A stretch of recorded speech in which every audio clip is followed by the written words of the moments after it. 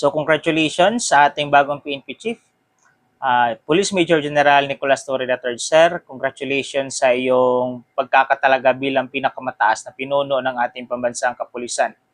So hindi naman bago sa atin itong si General Torre at kilalang kilala na ito, no? So isa sa mga dahilan kung bakit nakilala itong si General Torre ay dahil sa pagkakaaresto ni Pastor Apollo Kibuloy. So kung pagbabasihan lang natin sa tag record, so may napatunayan din naman itong si Nicolas, itong si General Torre. So matatandaan nga natin, isa siya sa mga key figure sa mga dahilan kung bakit nahuli itong si Pastor Apollo Kibuloy, kung saan hindi niya talaga ito tinigilan hanggang sa mahuli si Pastor Apollo Kibuloy na nakaharap sa mga patong-patong na kaso. Kung matatandaan natin, itong si General Torre ay binatikos pa ng ibang mga personalidad katulad ni Bato. At in fact, itong si Senator Bato ay gumawa pa ng hearing upang mapigilan lamang ang panghuhuli ni General Torre kay Pastor Apollo Kibuloy. Kumbaga, ma-discourage ito si Kibuloy, itong si General Torre na huluin si Kibuloy. Pero, despite that, ay nanatili ang determinasyon ni General Torre at ginawa ang kanyang tungkulin hanggang sa masakote o mahuli itong si Pastor Apollo Kibuloy. So maliban pa doon, si General Torre din ang nag-serve ng warrant of arrest mula sa ICC upang arestuhin ang dating Pangulong Rodrigo Roa Duterte. So itong si General Torre ang nag-serve ng warrant at yun nga, humuli kay Duterte at na sa ngayon ay nasa The Hague, Netherlands, kung saan ito ay nakakulong. So marami ang natutuwa sa pagkakatalaga kay General Torre bilang bagong pinuno ng Philippine National Police. Pero hindi na naman natin maiwasan na marami din ang nagagalit or naiinis dahil sa pagkatalaga kay General Torre. So alam naman natin dyan, nangunguna na itong mga DDS, itong mga supporters ni Sara Duterte at ni Digong Duterte. So in relation with that, meron din nagpapahayag ng kanilang mga opinion patungkol sa pagkakatalaga kay General Torre. So isa na dyan, si Senator Jinggoy Estrada.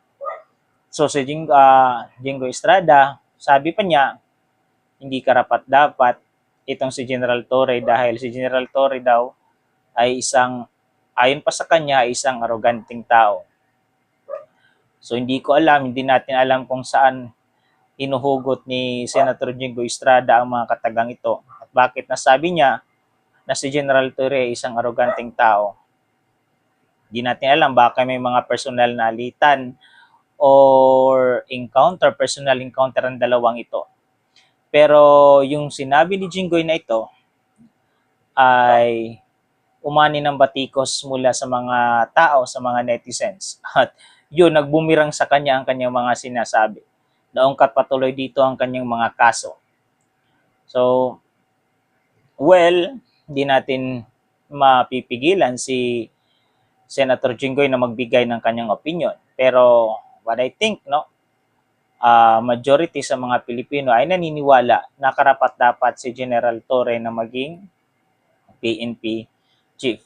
So, ewan lang natin bakit ganito ang reaksyon ng ating Senador Jinggoy Estrada. But, kung tayo ang magdi-decide, parang mas maganda or mas may kredibilidad pa itong si General Torre. According sa mga sabi din na naririnig natin, na mabait na tao si General Torre, approachable, at according pa nga kay Laila de Lima, dating Senator Laila de Lima, that General Torre is a man of honor. So hindi ito. Ito yung tipo na tao na hindi basta-basta ayuyuko na lang, aatras na lang. So itong tipo ng tao na gagawin ng lahat sa ngalan ng pagsiservisyo sa pagtupad ng kanyang tungkulin. So kumbaga duty first. Ginagawa niya ang kanyang tungkulin bilang pulis. So hindi ito basta-basta mabibili, hindi ito basta-basta matatakot na tao. So ito ang uri ng tao si General Torre. Masasabi nating may karapatan or karapat-dapat na magmuno sa ating pambansang kapulisan. So with that, tayo ay nananalangin na sa pamumuno ni General Nicolas Torre III ay mas magkaroon ng mas magandang pamamalakad sa ating pambansang kapulisan. Sa mga reformang na ipatupad ng kanyang sinundan na si General Marbil, no? So hopefully mas maganda pa ang pagmamalakad sa PNP Chief. Sa Philippine National Police sa pangunguna ni PNP Chief Nicolas Torre III. So inaasahan natin na siguro magiging stricto itong si General Torre. Sa mukha pa lang, no, makikita natin mabait, approachable, pero yun nga, may pagka-strictong taong ito. So hindi ito basta-basta. So yun, General Torre III sa ating bagong talagang PNP Chief. Sir, congratulations. Ang mensahe ko po sa iyo ay gampanan niyo po ng mabuti ang iyong trabaho tulad ng ginagawa ninyo. Narito lang kami nananalangin at sumusuporta sa lahat ng iyong magagandang adhikain at tamang pagpapatupad o pagtupad ng iyong tungkulin. General Torre III, once again, congratulations sa iyo.